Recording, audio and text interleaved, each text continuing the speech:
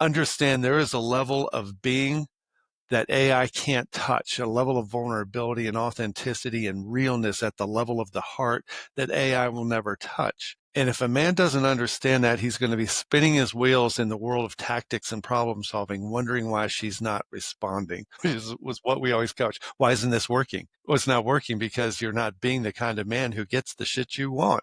You're not being that. Well, I've asked ChatGPT how to be that way. You can't ask AI a being question, only doing question. Right.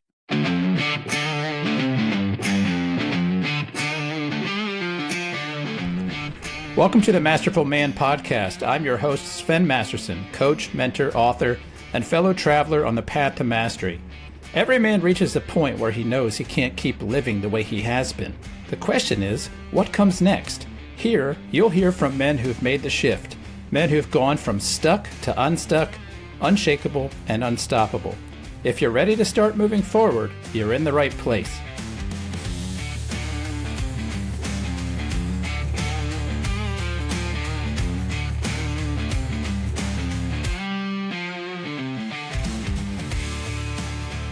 In this episode, Steve Horsmon and I are digging into something we're seeing more and more. Men turning to AI to try to fix their relationships, decode their wife's emotions, or even coach themselves into being better men. It might seem clever, it might feel safer, but it's keeping a lot of men stuck in performance, manipulation, and disconnection. We're talking about what it really takes to be a man who can love, lead, and connect without hiding behind scripts or shortcuts.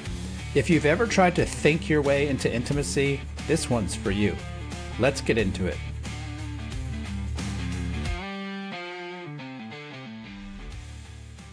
Hey, Steve. Thank you for joining me once again on the Masterful Man podcast. It's been a few weeks. Lots of good feedback on our conversation, our click and clack conversation about emotional safety. That was pretty popular.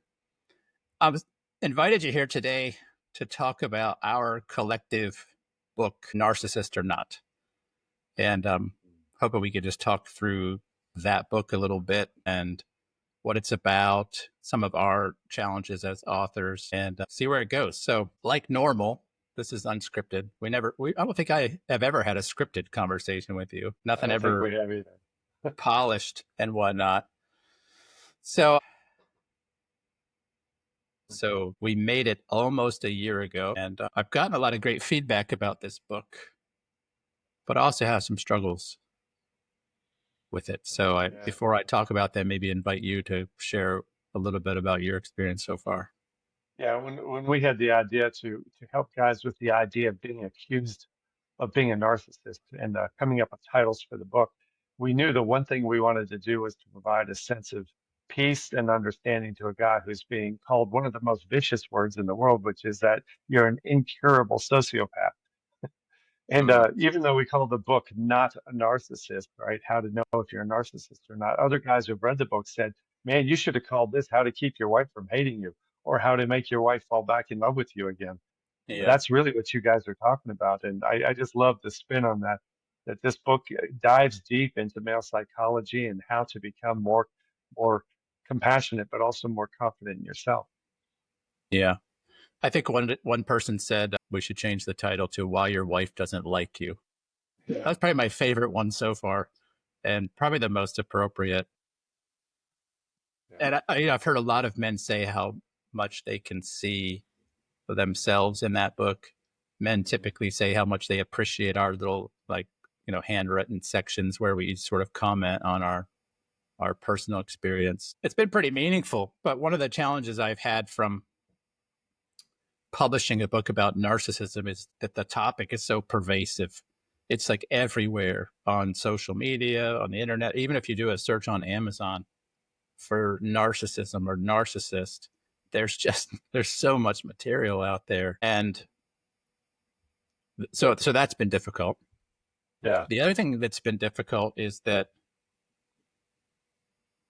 most men, the last thing they want to do is like closely associate with a book that has a title that might not paint them in a flattering light. It's almost like buying a book about premature ejaculation or erectile dysfunction. I mean, you're not going to generally keep that on your nightstand. So A lot of men I talk to share Kindle accounts, so they're just like super cautious about the books that they read, and yet if you don't put that in there, how do they find it?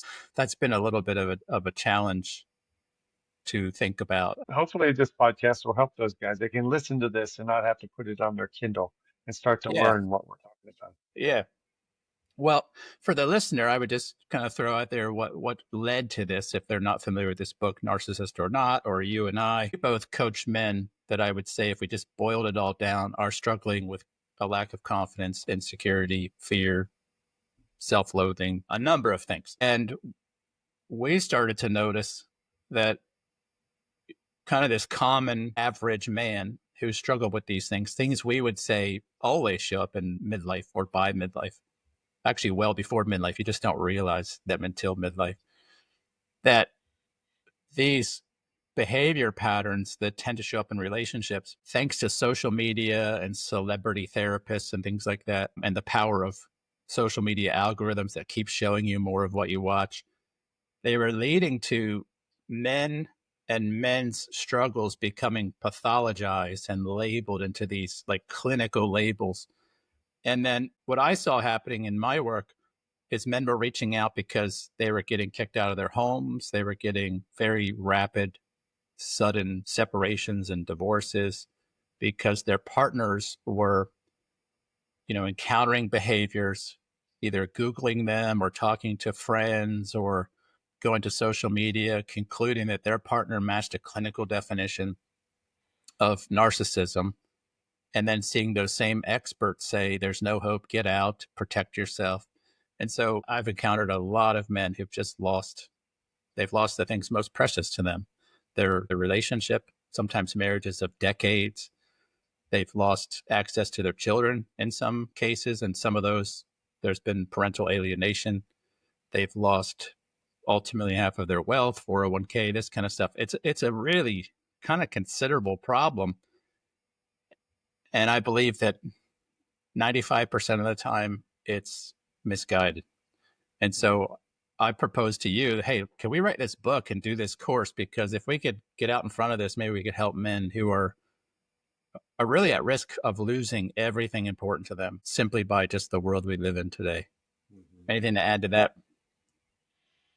Yeah, you mentioned insecurity. We're going to be talking a lot about insecurity. And one of the biggest problems that are going on in relationships today is that men and women are seeing it as a competition for righteousness. Men have called women crazy for eons. This is almost like a women's version of calling men crazy. And so we're going to get even with you now. And when a woman gets even with a man, it's not even. She triples down on it. And this whole narcissism accusation is like the nuclear bomb of retaliation for calling women crazy for the last 100 years. And Right, right. so we know what it feels like. It's like, I don't want to be called crazy, but this is worse than crazy. This is pathological. And the word insecurity is what we're going to be talking about, that most narcissistic behaviors are not pathological. They come from an internal uneasiness or an insecurity. And we grin at this because we both know it so well. And that's what this book is about, is knowing so well the triggers that cause you to do things that somebody might want to call narcissistic. I'm looking Right. forward to it. Well, and I would add to that, one of the things people have gotten out of that book is that because we both share our personal experience with the behaviors, Yeah. we also share how we grew through them and away from them, and that it's not a fixed condition. Right. I could tolerate people being called narcissist if it was offered alongside of like, here's a path to growing out of this label and pathology, but it's not. It's presented as a fixed condition that there's no hope. And that's the really destructive power. And like, that's my why for putting the book together, because I saw myself in all these accusations. I was like, wow, I would have been labeled a narcissist today had I done the things, 800-900 years ago that I was doing. I don't do them today. And that's not because I'm really trying hard not, to be a good boy. It's because that insecurity led me to the place of a complete, like tearing apart of the way I was and a rebuilding into who I've always been, interestingly. And that was really a powerful experience. And I know that men have that all the time. And in your work and mine, that's what we help guys with. It's not a permanent condition. So I wonder, I kind of know the answer, but I'm going to ask it for the sake of being on video. One of the things I just want to confess is like, it's frustrating to write a book and not know how to get it out in front of the right audience. It's frustrating to be a coach these days because there's millions of coaches. And I oftentimes find myself wondering, like, how am I going to stand out, in the world of people with things to share? Like if I buy ads, if I do anything to try to promote this book, at the end of the day, it's just going to be doom scrolled by millions of people who are just going to keep on going. So one of the things that's happening to me a lot in my world is that it's pretty frequent that somebody either directly or indirectly says, oh, you got to check out this latest technology. And it's usually some form of AI. It's game changing. This will totally turn around things for you. It'll make all of these things so much easier. So I'm not a big fan of that. And I'll talk about why maybe in a little bit. But sometimes I like to entertain it, see what's out there. So I used a tool recently and I gave it our manuscript and it recorded what sounds a little bit like a podcast between two people talking about our book. And I want to actually review it with you a little bit, not all of it, because it's like 47 minutes long. But I thought it'd be kind of an interesting thing to review together and talk about our internal and even external experience of that. But are you getting this kind of feedback from people? Are people telling you basically how to double this and triple that and add X, Y, Z? Oh, everybody's an AI coach now, right? Before they used to be personality profile coach and then sex coaches, and now everybody's an AI coach trying to help you triple your productivity. And you and I both know that some of our clients are trying to use AI to change their relationship by hacking communication systems. So yeah, there's a lot going on. Well, say more about that. I think that would be fun to talk about before we get into the to listening to this. About hacking communication systems? Yeah, like what are you saying? And well, start there. Tell me what you're seeing among people. Well, a lot of guys are, first of all, they don't know what their wife is saying. So they'll take a text message, a real long text message from their wife and send it through AI and say, tell me what the big trigger points here. What's her emotional state? How should I be thinking about this? Then they'll say, how should I respond to this? How can I sound more compassionate, more empathetic? Help me with the wording of this. When we're coaching, sometimes a guy will say, oh, what you said just there was perfect. Can you send that to me? As if they're going to copy and paste what we tell them. And Yeah. there's a dangerous pill here where you think you can lose weight with the pill, you think you get smarter with the pill, and now some guys think they can fix their relationship with an AI, buddy, somebody who's helping Yeah. them talk better. The AI can't help us be better men. And so one thing we like to talk about is while AI is a great tool and great researcher and analysis, it's no substitute for true authenticity, true compassion, true empathy. When you can speak the way we're speaking now without a script and explaining our feelings about something as well as we can with pauses and ums and ahs, it is more believable, more trustable, which ultimately leads to the connection all men want with women, a believable, trustable, intimate connection that is not born out of the perfect sentence that somebody gave you. Yeah, I love this whole conversation because it's so appropriate, interestingly, for the ideas we wrote about in the book and why men are oftentimes called narcissists. What you just said there reminded me when I was a kid, I've actually had this pattern for a lot of my life, and it only got better in my early mid 40s. I remember I sucked at school, first of all. The thing I liked about school was recess, lunch, and girls, and gym class. And so every year I would get super excited when my parents would go out and buy new school supplies. It was like a fresh Trapper Keeper. Do you remember Trapper Keepers? Well, that you might be a little old for that. Not to jab you there, but Trapper Thank you. Keepers were like these really cool 3-ring binders in the 80s that kind of took off. Okay. And I loved getting like a new box of crowns and fresh notebook paper. And it was because I always had this inspiration at the beginning of the year that the new tool would finally make me a good student. But it didn't. I mean, it was a snazzy tool. It smelled good. It looked cool. It was nice and clean. But what I didn't know then, and it took me until my low to mid 40s to figure out, was the tool never shortcuts your need to learn just to how to put your nose to the grindstone and do the work. And, as guys that are into tools, I have a whole workshop full of tools, and I love tools, but those tools don't really impart to me the understanding of using them well.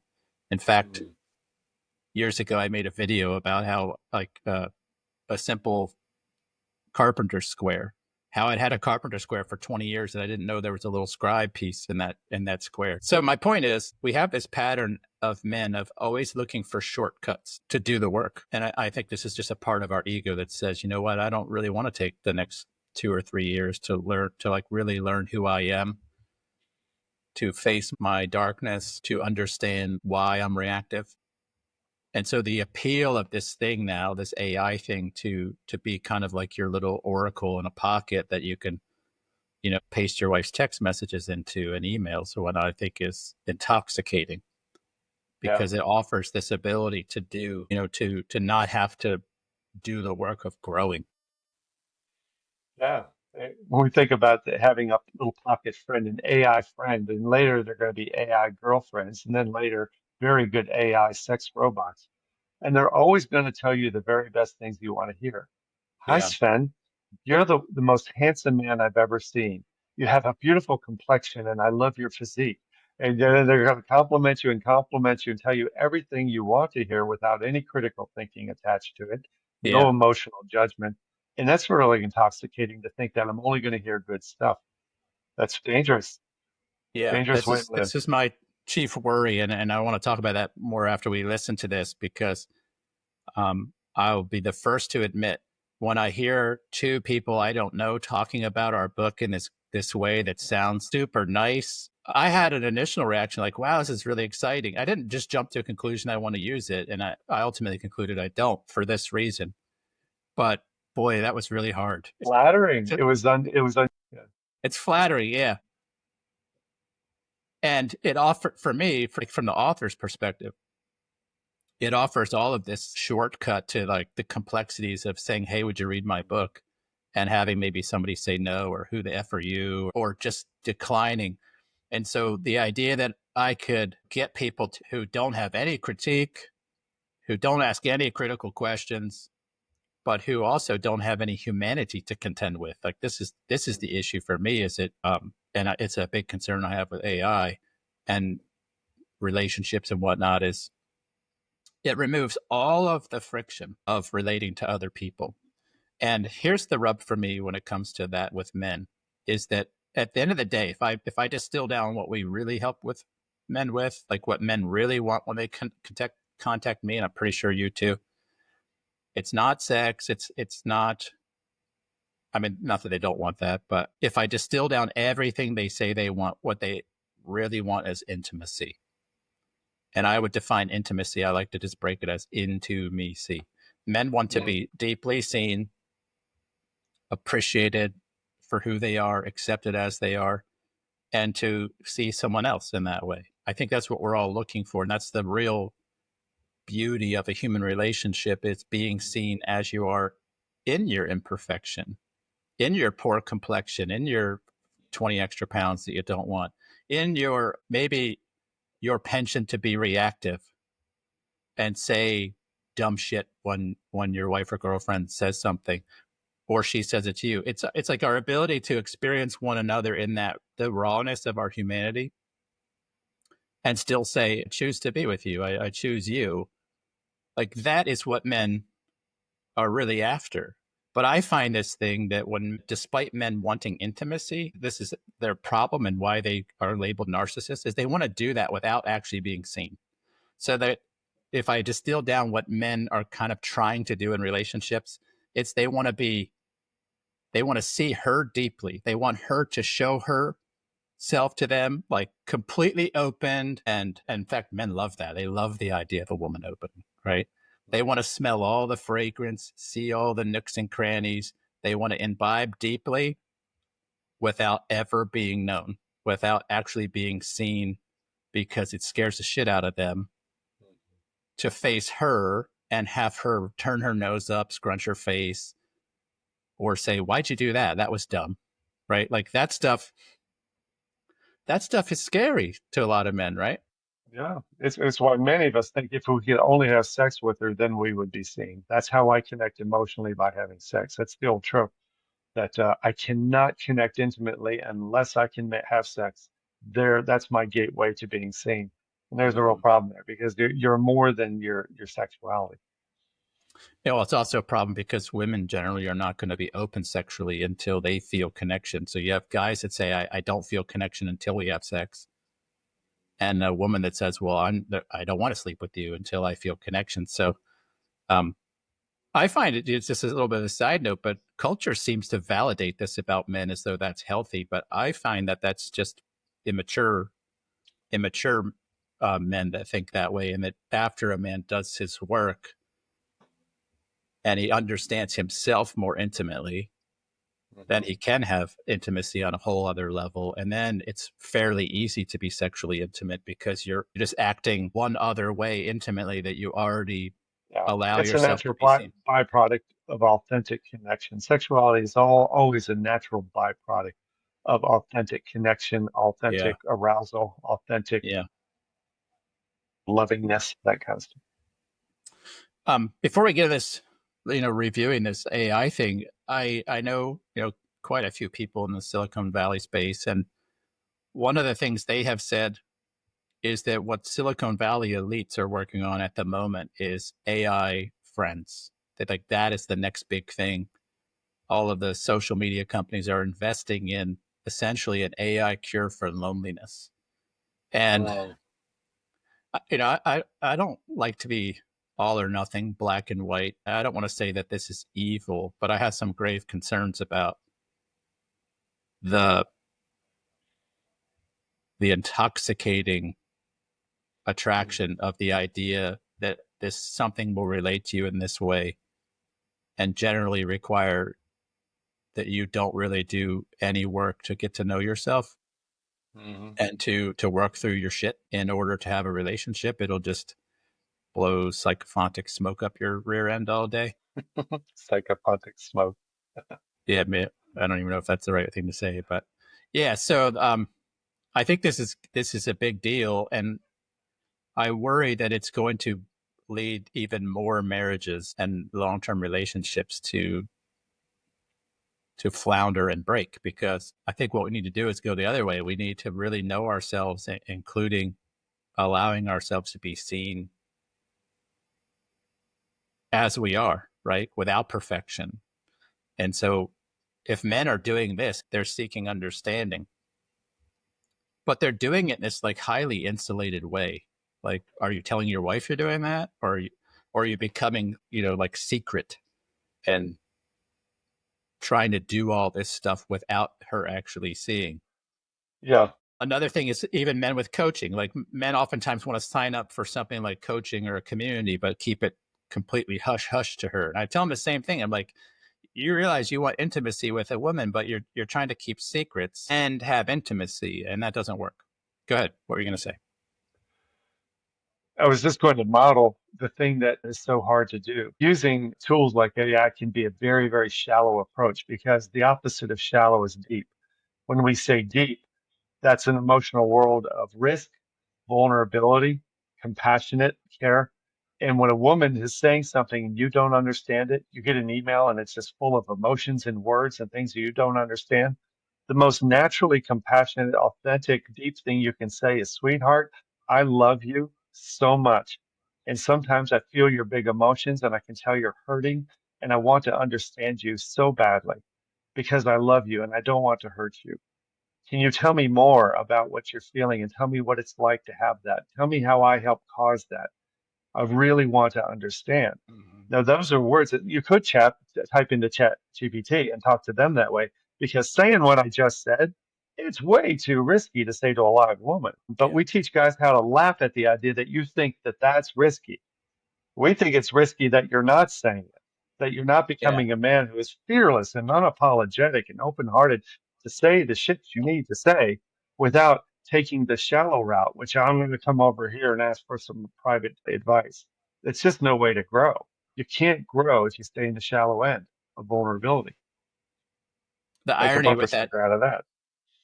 well, we will put it on there. I'll ask ChatGPT what bumper stickers to make after this for this conversation.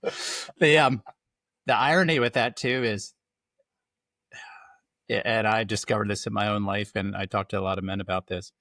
Most men don't understand that big, scary email, all those big emotions, if they weren't scared of them, which is really all just about how we learn to interpret these things, you can just as easily understand them as foreplay or as another form of intimacy. And when you're comfortable with those big emotions and that you realize it's not actually scary, it's like that wizard behind the curtain idea. And they realize behind this big, scary email and these loud, blaming things is just a human being that doesn't feel very good and would love to feel deeply loved and cherished and seen and held by you.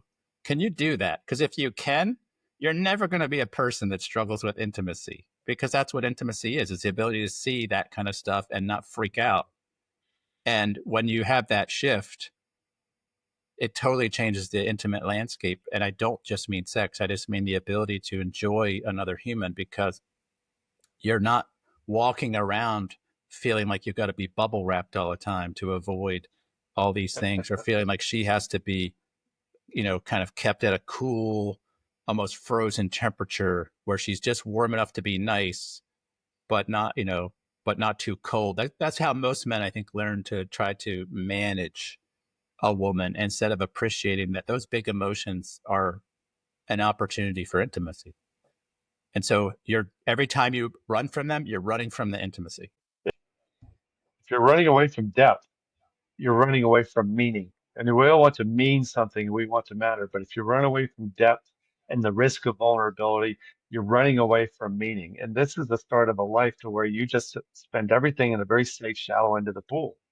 And we're helping you to understand that that's no life you want to live. There's no fun there. Can you share a little bit for our listener why, or maybe how that is, like how a woman perceives a man who's living like that?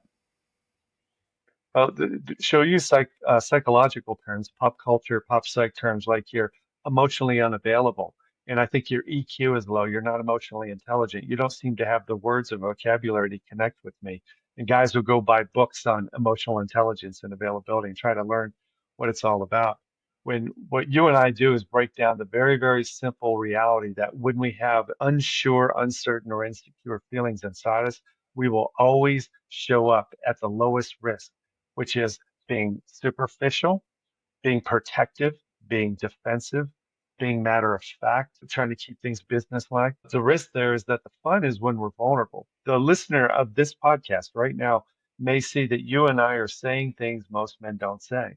We're revealing things that we feel that most men wouldn't talk about. We're trying to demonstrate to the listener what it's like to have fun and grin and connect and just vibrate in this place of authenticity that is more pleasurable than anything. And if you can have that even without having sex, you'll find out that there's all kinds of ways to have pleasure in your life and body without just seeking an orgasm, which are nice too. We're a big fan of orgasms. There's so many emotional and intellectual orgasms you can have if you stop playing around, if you stop hiding. You're using the word Boy, I took pleasure. that down a rat hole, didn't I?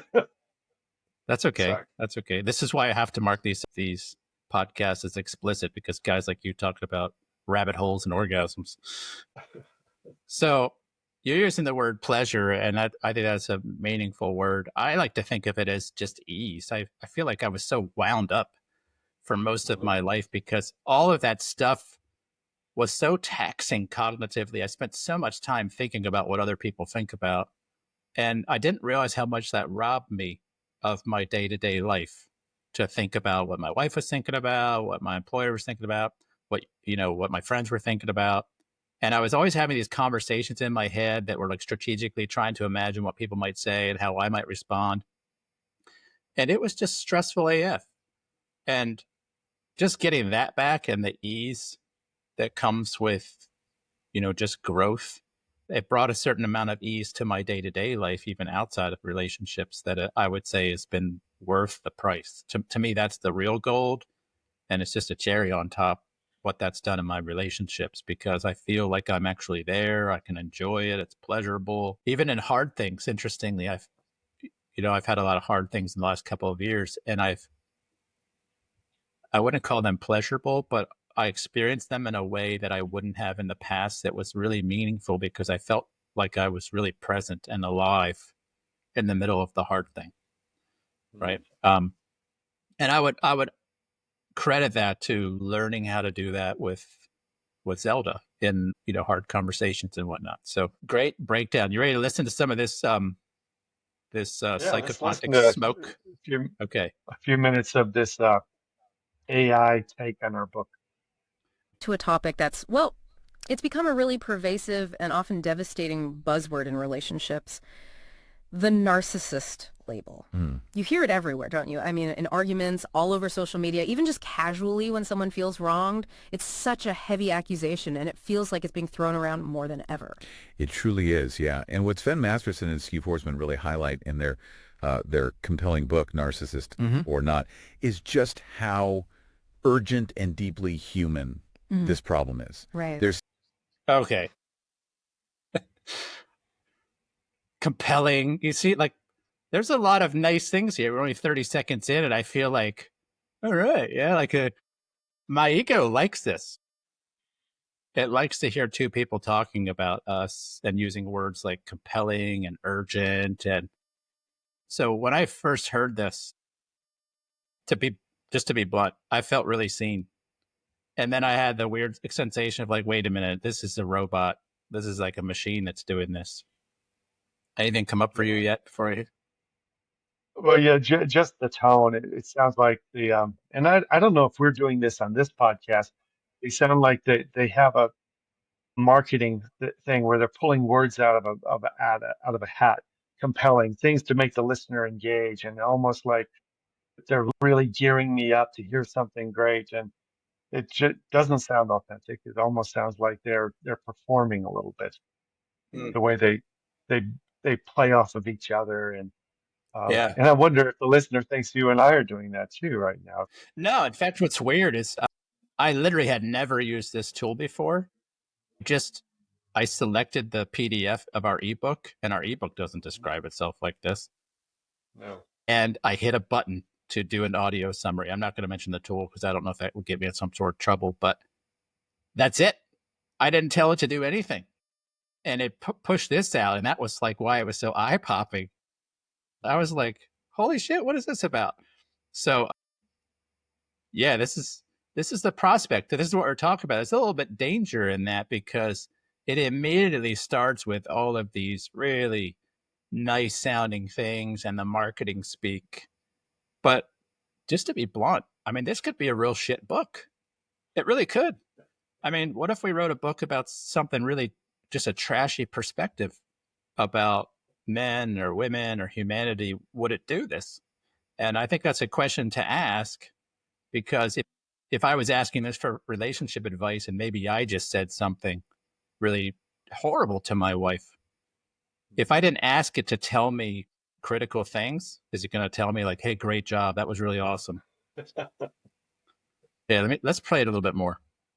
They're seeing marriages, families just ending at an alarming rate. And it's not random. They argue it's profoundly exacerbated by, recent trends, social media algorithms just feeding confirmation bias. Oh, absolutely. That echo chamber effect. Exactly. It makes it scarily easy for someone to find stuff that validates their absolute worst fears, their deepest insecurities about their partner. And sometimes it's even complicated by relationship advice from therapists or counselors who, well, maybe haven't had the most successful or fulfilling relationships themselves. That's a tough point, but an important one they raise. It is. And this whole mix, it just leads to immense fear, suspicion, and often this really suffocating hopelessness for people, for couples, where a label suddenly feels like a life sentence. Yeah. This isn't just about words being misused.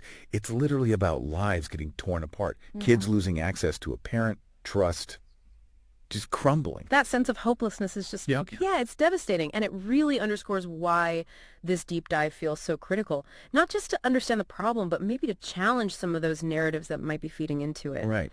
So our mission today is really to cut through all that noise, to try and understand why these really powerful, sometimes relationship ending labels pop up in the first place. We want to explore those common behaviors that often get mistaken for clinical narcissism, and maybe most importantly, discover a practical, hopeful path towards actual growth and reconnection for everyone.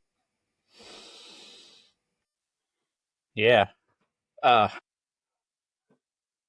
they go on like this, just for what it's worth. I don't know if you listen to it all, but like for 47 minutes having a conversation about our book.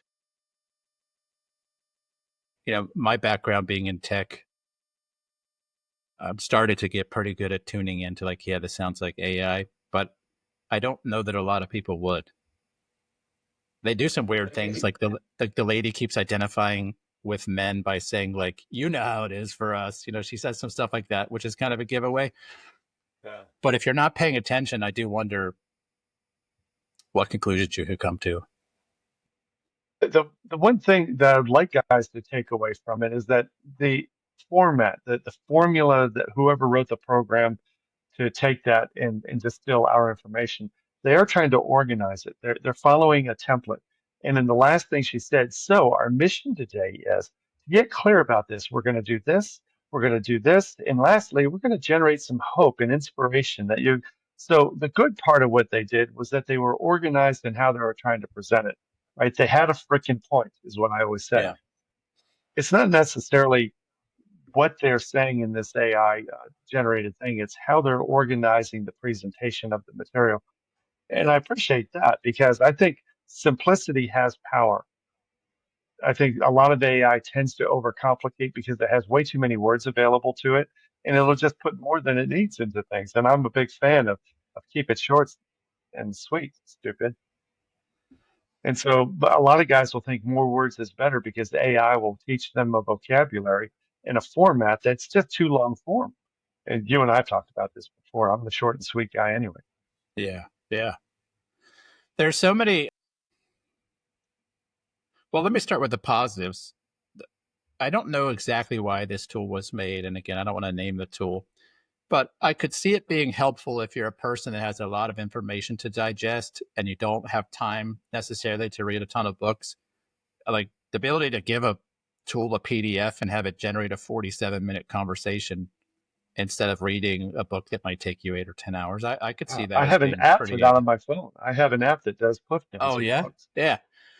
I recognized something in myself after I heard that. Like I had to really sit with it for several hours and process like, this feels good, but then it feels bad that it feels good. And like, I had to play with that a little bit. And just the ego part of this and wondering like, yeah, I could see this as being hugely captivating as a coach, captivating as an author. Man, this offers me the ability to go out and have the appearance of a third party giving us social proof. Mm-hmm. And that's actually where I kind of land. I was like, this is kind of dangerous because it offers people social proof without actually having to be intimate with a human. Yeah. Yeah. Somebody can pretend, or I can make it look like somebody agrees with me or us, and it doesn't cost me anything. If you're resonating with this conversation and want to go deeper, I want to invite you to check out my book, The Resilient Husband.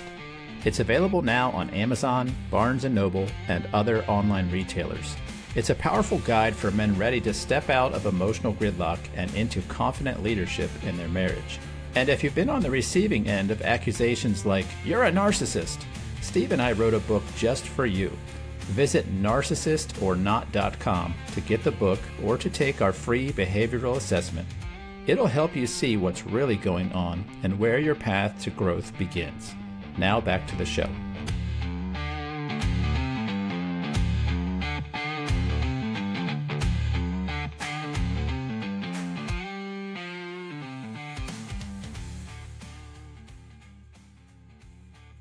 So I'm wondering if we could shift gears a little bit and go back to this use of AI, Steve. I wanted to have a chance to react to this a little bit, to talk about our own experience as men reacting to the allure of AI to basically shortcut some things that maybe as coaches we find appealing, like something giving you the social proof.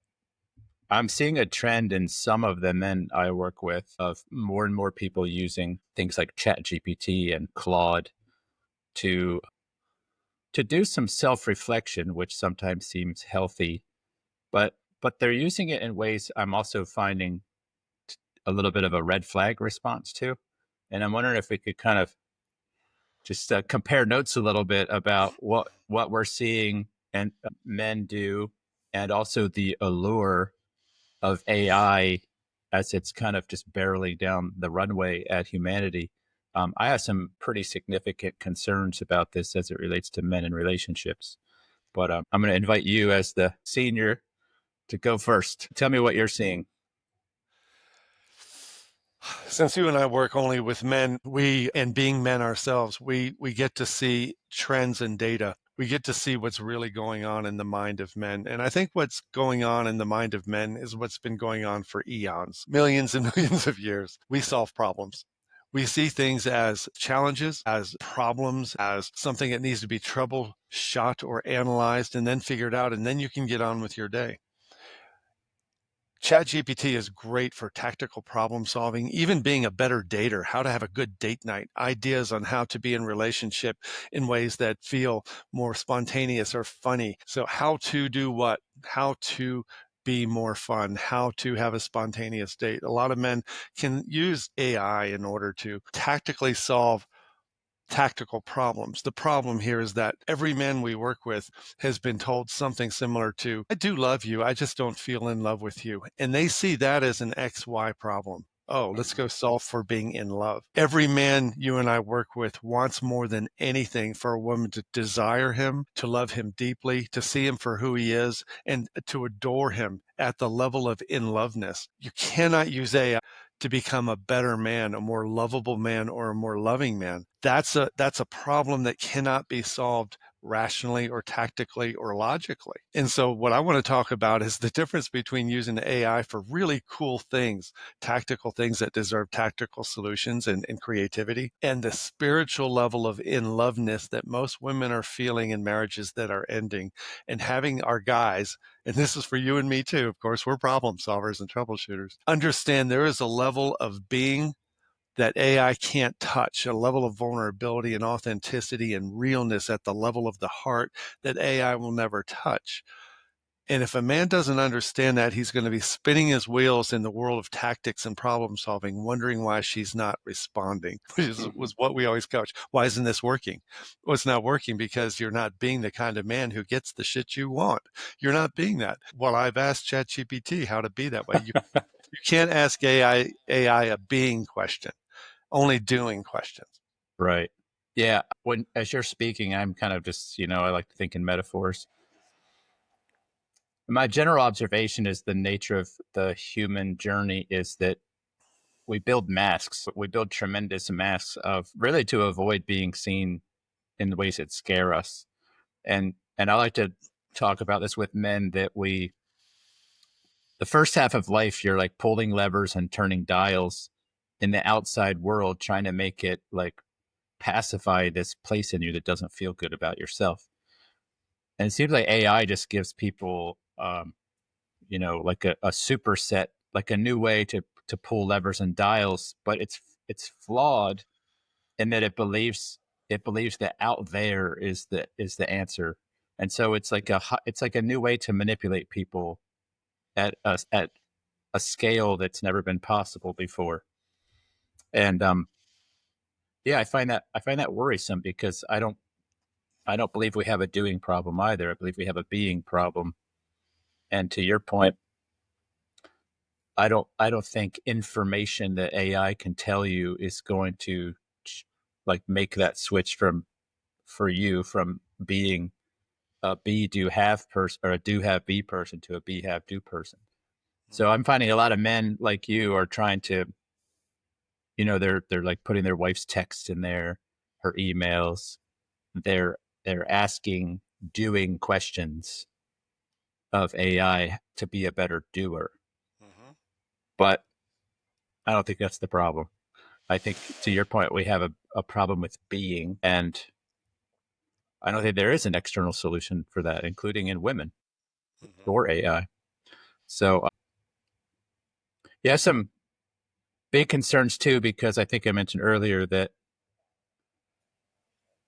like you mentioned, we have this desire to be seen and accepted, appreciated, approved. I have come to believe in my 51 years that what you really want, what I really want, is those things from myself.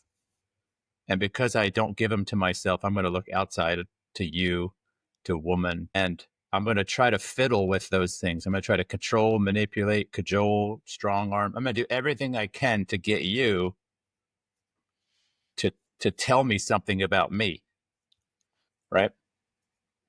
And that's the problem, right? Like, there's, one of my favorite sayings from you is you can't get enough of what you really don't need. So even if I could use AI to make me really good at getting my wife to think new things about me, it still seems highly manipulative and false. And the irony there is it's exactly that pattern of falsehood, which is what's keeping men from connection and intimacy and the love that they want. Yeah. Yeah, we're not in the business of helping men meet women and get them into bed. That is a different industry. It's a very, very profitable, active industry, pickup artistry and dating and all that stuff. There is a very manipulative model that's very effective for getting women to like you, to say yes to you, to give you their numbers, and to sleep with you. That's very predictable. That's an equation that's been cracked. And if you're willing to do the discipline, the doing part, you will get results. You will get that. And because that industry has been so successful, guys who don't want to live like that, but want to have results like that with their wife, still think there's a game here to play. There's word structures. There's a sentence you can write. Maybe AI can help you sound softer or more vulnerable in your text message. Maybe you can sound a certain way to make her want you. All the while, you don't want you. The fact that you're looking for external help from artificial intelligence to help you sound better and be better means that you're not willing to do the work to sound better and be better naturally in who you are. Right. Watching a video recently of this rancher up in Wyoming, big bearded guy who's on a podcast. And he's kind of a self-help guru, right? Kind of like my Western vibe. And he just said to the interviewer, said, how is it that you create connection in the world? And he goes, well, it starts with one thing. He goes, I like me. I like me. I would love to buy me a beer. I'd love to sit and talk with me. I have to be the kind of person that I like to be with. I want to be that man for me. And it's really profound to say, I like me, I would buy me a beer. If you're not there yet, there is no amount of artificial manipulation that's going to make other people like you. Yeah. Right? Yeah. Want to be with you.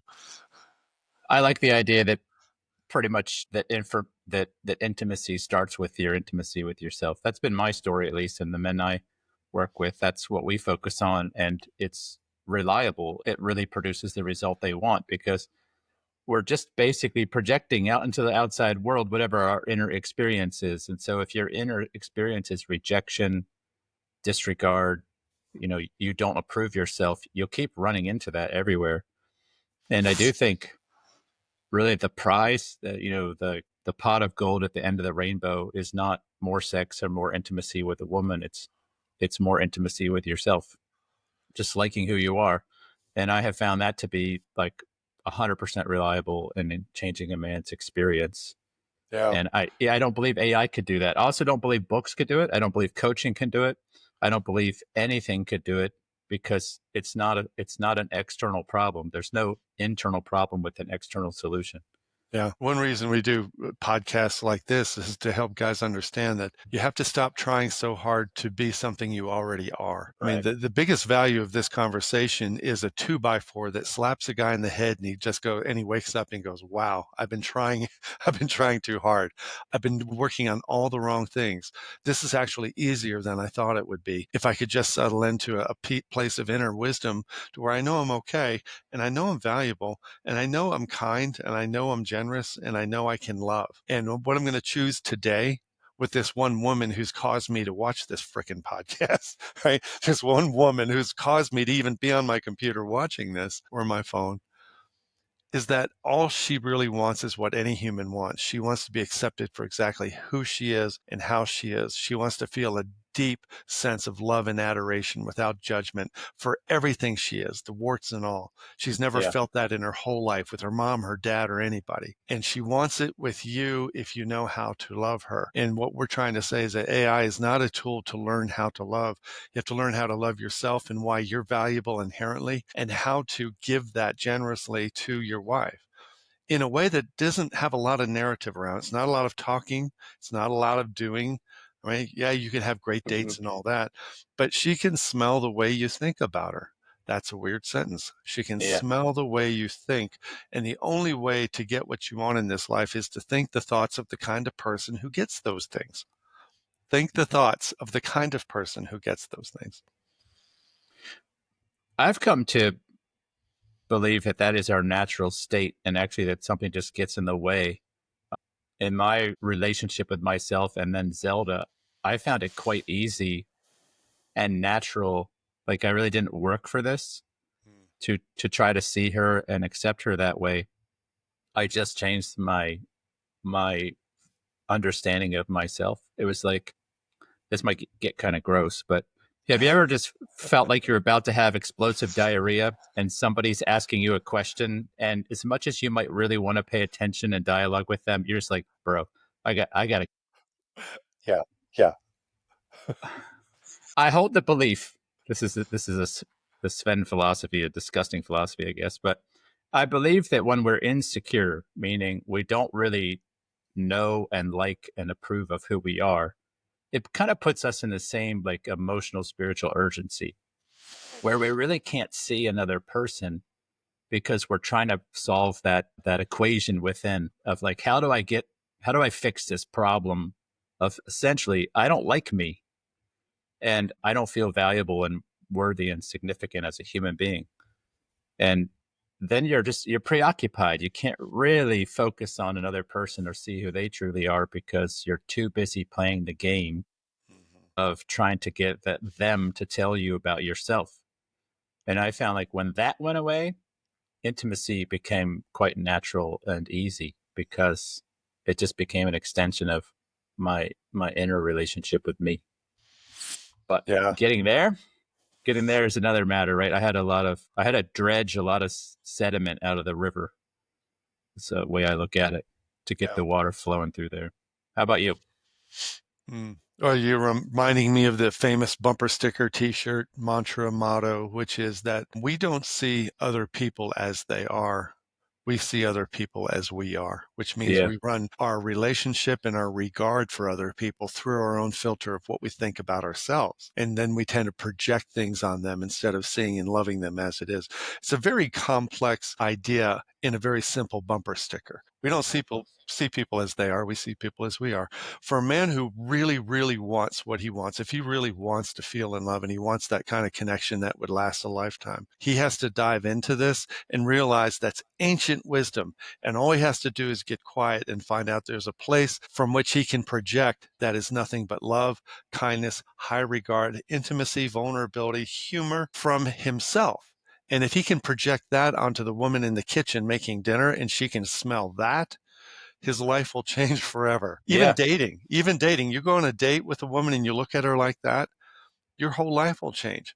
I know this sounds like pixie dust, but this is the only secret that needs to be solved. There is no other problem. There isn't. It's, intimacy is all about, and I may have already said this, but into me see. So if I look into me and what I see repels me, I'm going to build all kinds of like layers of falsehood. Yeah. And I like to think about that like bubble wrapping yourself. Like, how intimate are you going to be with another person? Let's use physically. If you're wrapped in layers of stuff, right? I love the idea that intimacy requires nakedness. Like, you're not going to have a fun, intimate time if you're fully clothed, right? So we have to shed these layers of clothes. But the reason we don't want to do that is we're not convinced that what's under there is going to be accepted by the other person. And men already have a problem with letting a woman see their insides, and then they can't figure out why they don't have intimacy. One of the problems I run into a lot is inviting a man to be seen by other men, because they haven't made a connection that like, look, bro, if you're not going to let another man see you, you're definitely not letting the woman in your life see you. And you don't have intimacy, the kind your soul craves, precisely because of this pattern. If you won't let somebody see you, you will not experience what you're looking for. And so we have to get to the root of that, and we have to take small steps to that. And this is like a real paradox with men, because they're so resistant to being seen even by other men that they don't get started in the process. They think they're going to solve this problem of intimacy in isolation, which is, I mean, that's just totally irrational. And getting back to AI a minute, this is probably my biggest concern, is that it allows men to perpetuate this completely ineffective approach of trying to get more intimacy, which is this inner ability to be seen, in deeper isolation. Now, not even talking to humans, but talking to a computer, a psychophonic computer that'll tell you anything you want to hear about yourself, and it'll never challenge you. It'll never be hard. It's never misunderstanding. It's never going to have a sour look on its face. It's never going to tell you it needs space or that it's in love It'll with you. never challenge you. Yeah. Right. I mean, this is a problem already with men. So I can't imagine just yet what AI is going to do to drive men deeper into a level of isolation than ever, all while giving them the belief that they can stay in this completely shielded, bubble wrapped It's a problem masked solving place. puzzle. And instead of a being puzzle, it's a problem solving doing puzzle. And they'll keep trying it. I mean, it's just another tool. AI is a fantastic tool. And when you see things as tools are used to hammer nails and saw wood and dig holes, and you think you can use it for this, the resistance is the deeper work that we help men with. I was reading, one of my old coaches sent out an email talking about the coaching industry is at risk now because so many AI bots are being used for like leadership coaching and things like that. And what he said, one thing he said that the AI engines can't do is sit with the man face to face when he's sitting in shame and fear and a tear is running down his face, and sitting with him in empathy and compassion and hearing every word and connecting with him that way. AI can't do that. And that's why the coaches who are willing to do that and see that and model for their clients what it is like to be truly intimate and truly vulnerable, truly powerful in that vulnerability, those coaches will have jobs forever, because the world is tending toward dumbing it down, trying to automate that experience. And so if you're watching this conversation and you're going, wow, this sounds like a lot of work, it is not work. It is only realization and remembering that who you are deep inside is a very generous, kind, compassionate, loving, non-judgmental person. You're inherently worthy, inherently valuable, and inherently lovable, intensely lovable. The only problem is you don't think that. So we're trying to help you with that. I love what you said there about it being about realization instead of work. I would say that a big part of that is experiencing acceptance of other humans.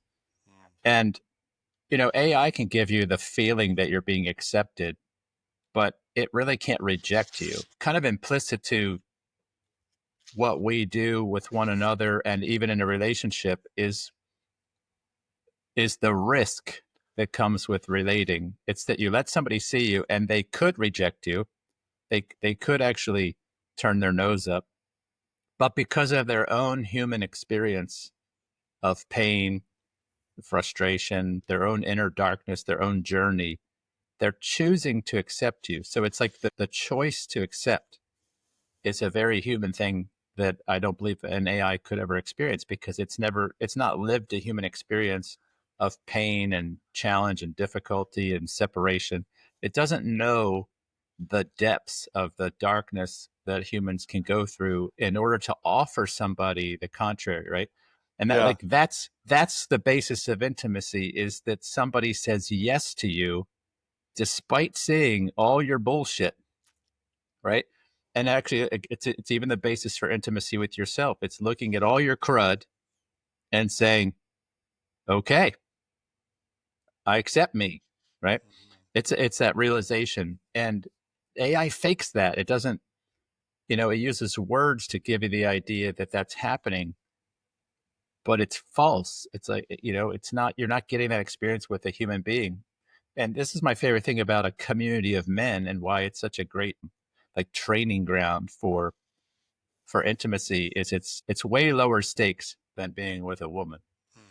Just stand in front of a dude and say, "Hey, here's where I am at," and you think that men are gonna like shame you and judge you, and you're expecting that people are gonna turn away. You're telling yourself a story where you're the only one like this. But the power of that man who sits with you and he hears your story and he says, "Man, sounds a lot like my story. Sounds a lot like my darkness. Hey, man, I accept you. I see you. Nothing about you scares me, and I'm not turning away from you." Like, that is such a gift to give each other. And guys in our community start to get comfortable with that, start to get good at that, and they start to realize that's all they've ever really wanted in life with people, not just their wife, but with people. And once they get comfortable, the new risk is showing your wife that side of you. That I've been having a lot of vulnerable conversations with men. I'm finding out that I like depth. I like authenticity. I like living on the edge of fear that I'm going to get judged. And I like talking about this shit. It makes me feel strong. It makes me feel alive. This is what I want with you, sweetheart. This is what I want for us in our next 30 years together. I want us to bond over this new idea of what real intimacy is. And the risk is she goes, "Are you fucking crazy? That's the stupidest thing I've ever heard. I'm not doing that with you. You're not safe to me. I love you, but I'm just not in love with you." And you just poured out your heart. You just said what you think. Yeah, I could tell you to say those things, by the way. And you just say them. And she goes, "No, I don't even think you know what you're talking about. That was a bunch of word salad there, but I don't think you even know what that means." And so the risk is finding out that you know what you like and you like what you like and you want to ask her for participating in what you like. And she goes, "Yeah, no, you're not my guy for that." Yeah, I've seen that a number of times because it's not a binary thing. It's not like you know, you don't know how to be intimate on Monday, and by Tuesday you're vulnerable because you know you sat in front of a bunch of men. I find this process takes several months, but you know, guys have that experience, but then they come back to people who do accept them. They say, "Hey, here's what I said. It didn't go so well," and a bunch of men say, "Yeah, man, it's happened to me too, and it took time." And um, they kind of give you the tools to just sort out what's true. Where do you need to keep looking more deeply? But then also help you realize you scared the shit out of her because you called her to a level of intimacy that she wasn't quite ready for, and that was pretty high stakes. But I find if you stay with this, if you learn who you are, and again, it all comes back to your understanding of who you are and your acceptance of who that is. And if you maintain that spot and you're willing to let people see it, you are Tony Stark in an Iron Man suit. Nobody can harm you. And people could say yes all day long, and you say, okay, it feels like those missiles flying at Tony Stark and Iron Man, but it doesn't actually do anything. Yeah. And you just go back and you say, okay, well, this is who I like to be, darling. And I found in my own journey, as I did that, it became more trustable to my wife because I became more trustable to me. Yeah. And that was the key. But it did not happen overnight. It took a long time, but it was effective. And now I'm not scared of her. I love being myself, happy to be myself in front of her.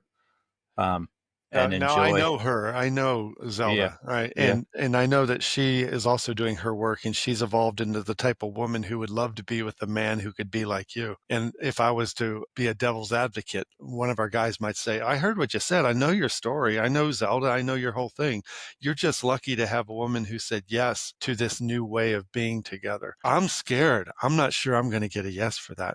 I'm not sure I can go into the dating world and get yeses for that. I don't think there are women out there who like this kind of stuff. I think I'm supposed to be more alpha. That's why I'm going to go with the alpha stuff." I do hear that all the time. And if people knew the before and after, I think that would dispel that idea. But what I would say to anybody is, for me, it comes down to, it's more important to me to be authentically me and even unmarried than to be inauthentically married. And that is like the place of change, because now it's up to her, right? Like, I already know what I want, and I know what I'm willing to pay to have it. And I'm willing to pay any price, including the dissolution of my marriage, to hang on to me. But that's extremely safe for her because she now can trust, like, okay, he's going to be him. And that is the foundation of intimacy and connection, is that I will hold on to me, right? She could say no. She could say no.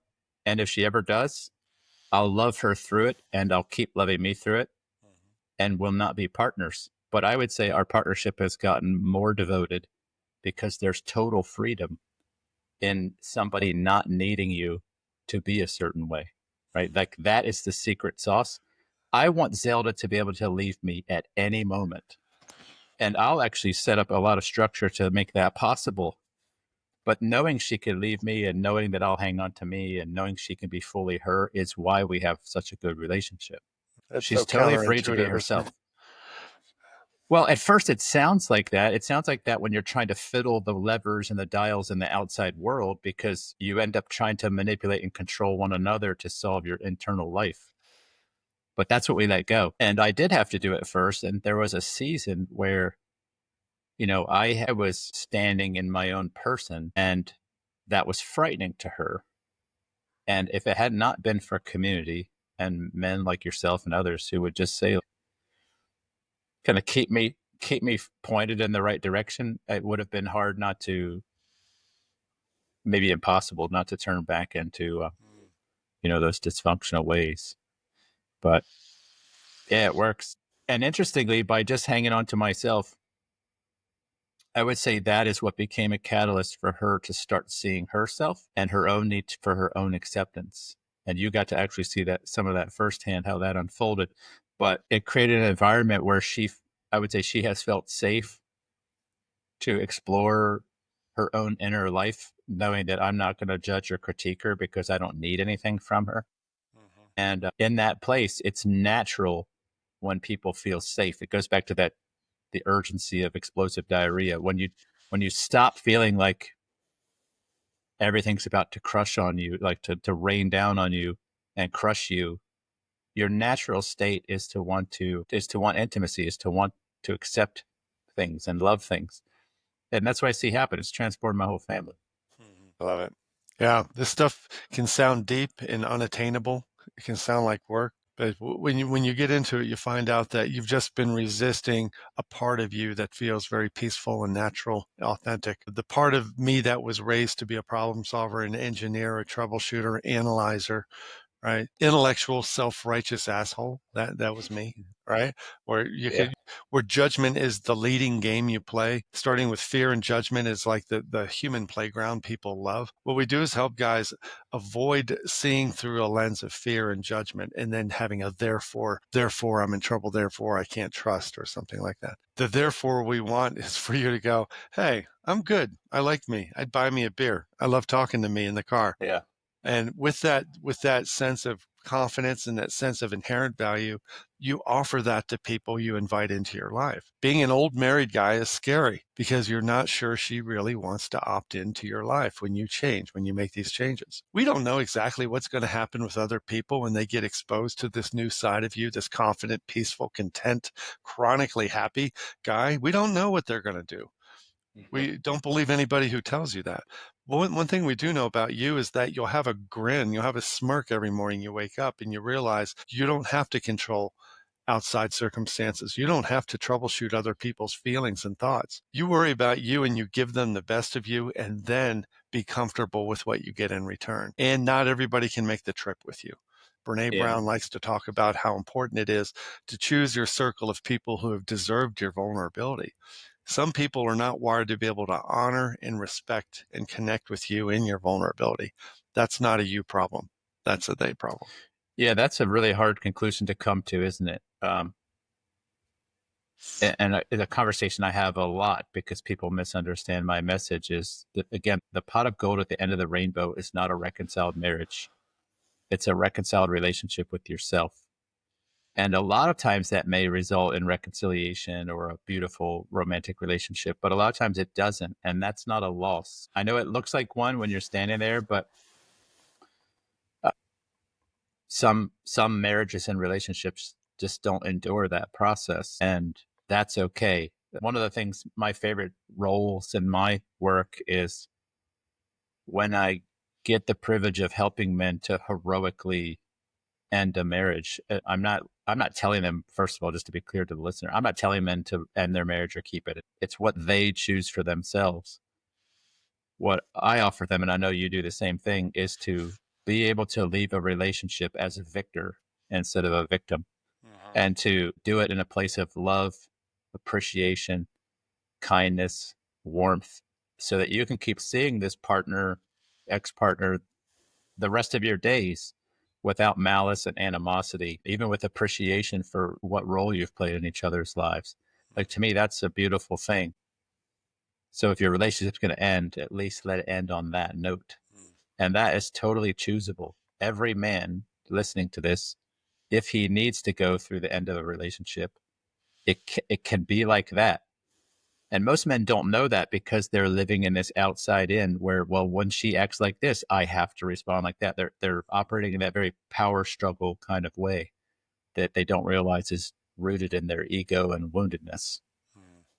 So I've seen a lot of men and their marriages, as I'm sure you have. Sometimes it's really something to celebrate the way it goes now. What else do you have to say to men about these things? Actually, let me ask you this, because you and I are both from engineering kind of technical backgrounds. What about the guy who's listening to this saying, but I can't help it. I'm super technical and I'm an engineer or pilot or surgeon. We talked to a lot of people with pretty advanced skill sets, and it can sound to them like we're saying you have to stop being this way. Yeah. What do you say to him? First thing I say, one reason that you attracted this woman, if we're talking about one man with one woman, almost every time the reason she was first attracted to him and turned on by him and wanted him sexually and intimately and affectionately, the reason was because she saw in him not just technical skills, but she saw a competency, a precision in his way of being, a masculine way of being able to protect and care and solve problems. And yes, to earn money. Yeah, that too, being productive and effective and efficient in the way you live. That's very, very grounding and very safe for them. And they get attracted to that. But they don't ever think that that part of you that they're attracted to is the one that's going to make them feel loved to the moon and back. They don't think that. They still want to be loved to the moon and back. And so what we're doing is pulling all the levers to prove that we're good, capable, confident, skilled, intelligent. We can make money. We can care. We can pay the mortgage. And then we start saying shit like, I do all the work around here. I pay all the bills. I fix everything and I get nothing in return. And she's wondering why you ever thought that that was the transaction, that if you do all those things right, you'll feel in love. So I want to tell men, don't change the fact that she fell in love with you and desired you for your competency and your groundedness and your protection. But also know that she is dying to be seen as a person of her own value, loved for who she is, without fear, without judgment, to be fully accepted and adored for who she is. And that's not a doing thing. You have to become so good. I always tell guys that I know you have all your engineering PhDs or you're a doctor or whatever the hell you are. We're going to give you a pair of glasses. And when you put these on, these are a different filter and you're going to start seeing emotion. You're going to start seeing feeling. You're going to start seeing spirit in her, like we do with horse training. A horse doesn't care how good of a horse trainer you are. The horse only cares about how it feels every moment it's with you.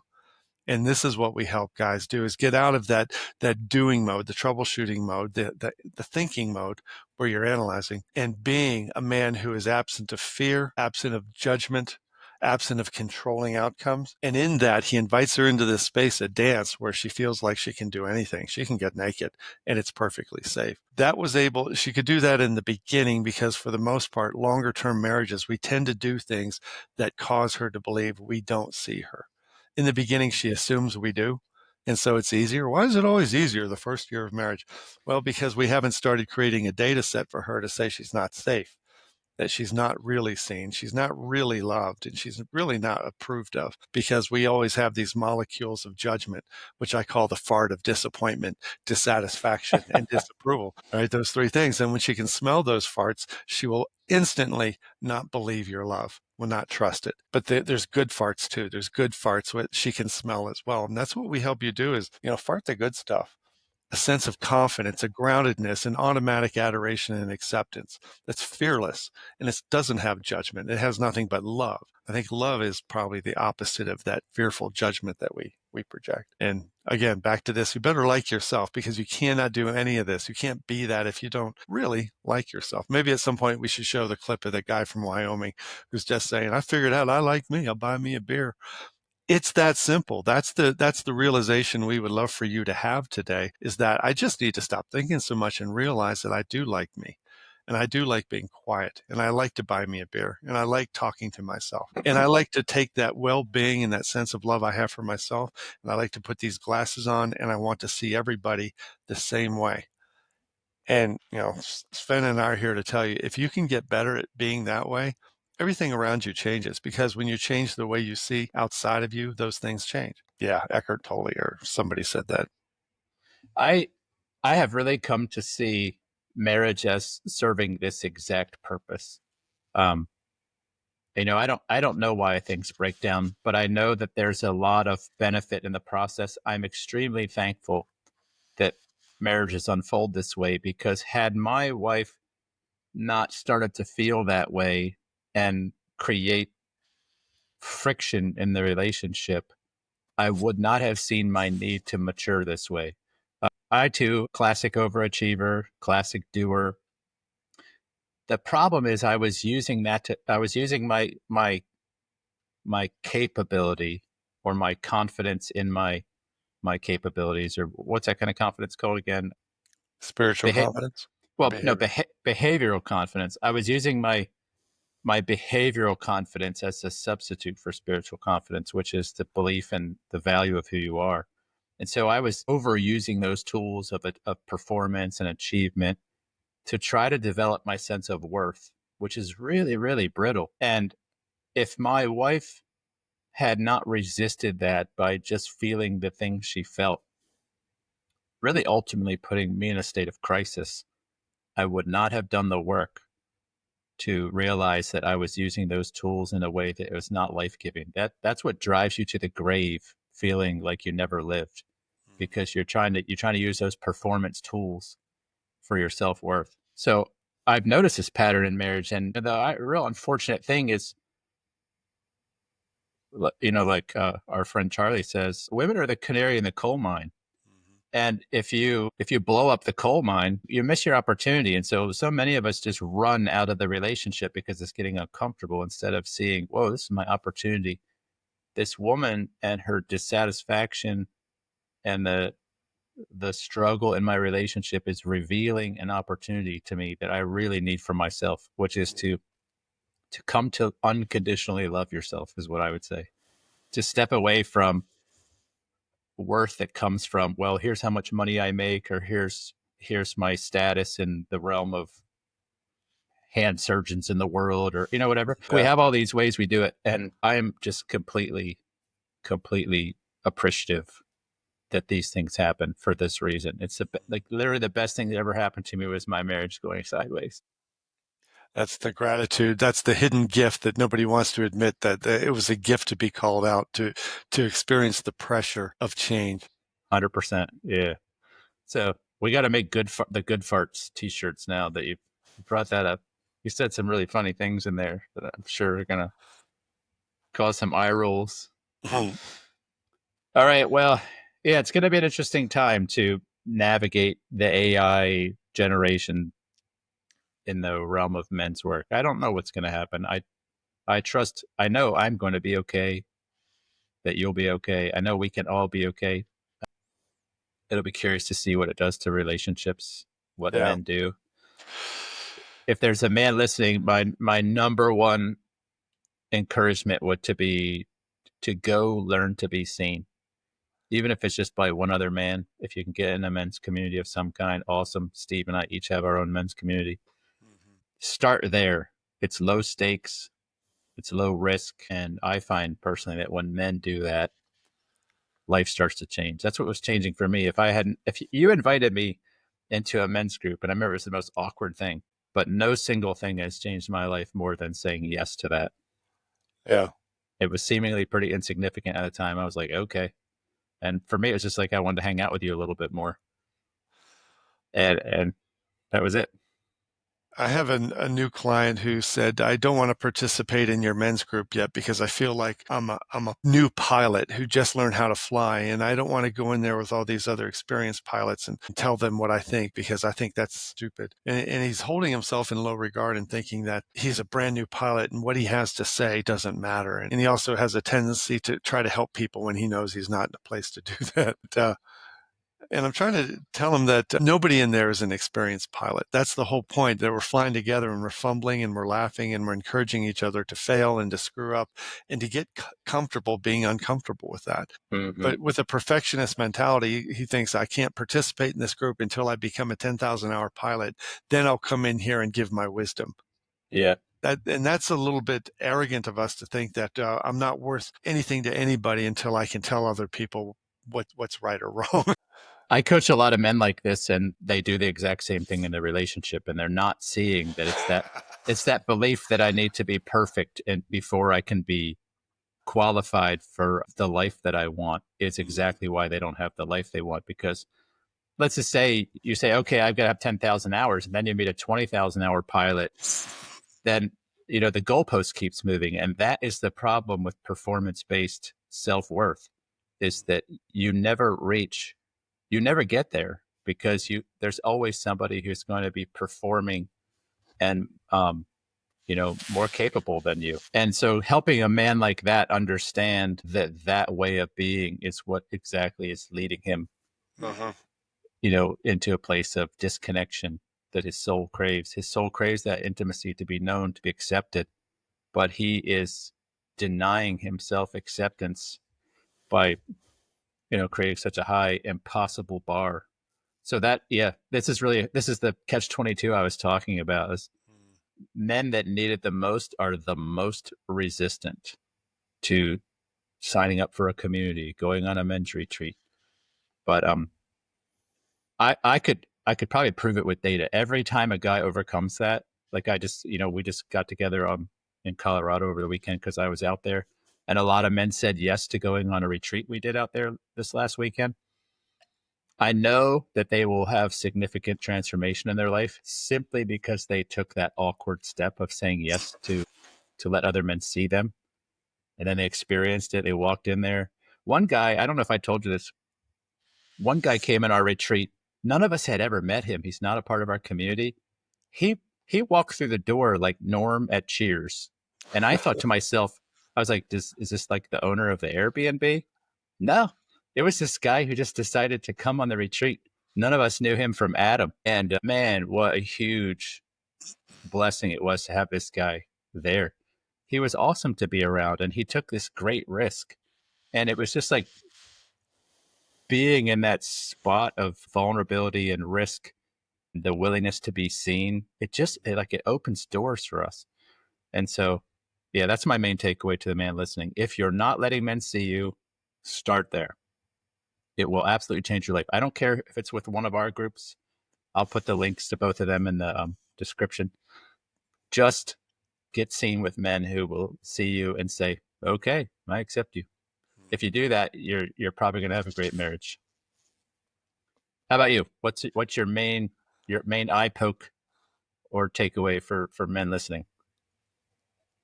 I want to challenge you, the listener. As soon as you hit end, you click off, and then now you're going to go take a pee or get a cup of coffee.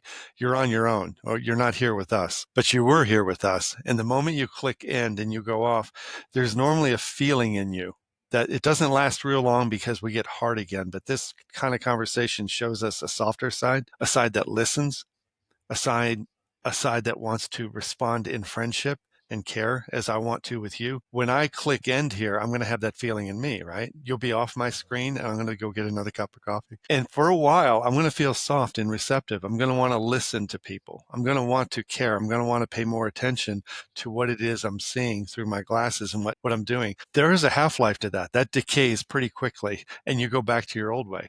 The more you spend time in connection with men like this, the better you get at staying in that zone. And it is peaceful. Oh man, it is good. It is very comfortable. It's confident. It's hot. I found out that women that love a man who is predictably in that energy. So The takeaway is notice what happens when you unplug from here. How long do you stay in that smirking sense of softness in yourself to where your curiosity leads? You're more generous in your thought. And notice how quickly it fades. With one thought that comes in there or something you watch on TV or a Facebook post, you go back into that hard, fearful, judgmental part of your body. Happens all the time. So if you want more of this, you need another dose. This is why I do this for a living. I said it all the time. Very selfish. I get to do these conversations all the time that bring me back to normal. Yeah, same. I'm also in this because staying in that space has been the most helpful and transformative thing for me. And I recognize the more I talk to men about what's going on with them, the more I'm in that space you talk about, and I love it. Yeah. Hey, I appreciate you. In so many ways. I appreciate your role in my life for giving me that non-judgmental first time. It's hard to believe that was almost 7 years ago now, and that life is totally different. Seems like it was yesterday, doesn't it? Time goes by pretty quickly. It does. And to the man listening, yeah, we'll hope to see you someday, and take care. Thanks for tuning in to the Masterful Man podcast. If today's conversation resonated with you and you're ready to break free from stuckness, build unshakable confidence, and lead your life with unstoppable purpose, I invite you to take the next step. Join a community of men who are committed to growth, challenge, and real transformation. Learn more at www.masterful.men, because the life you want starts with the man you choose to become.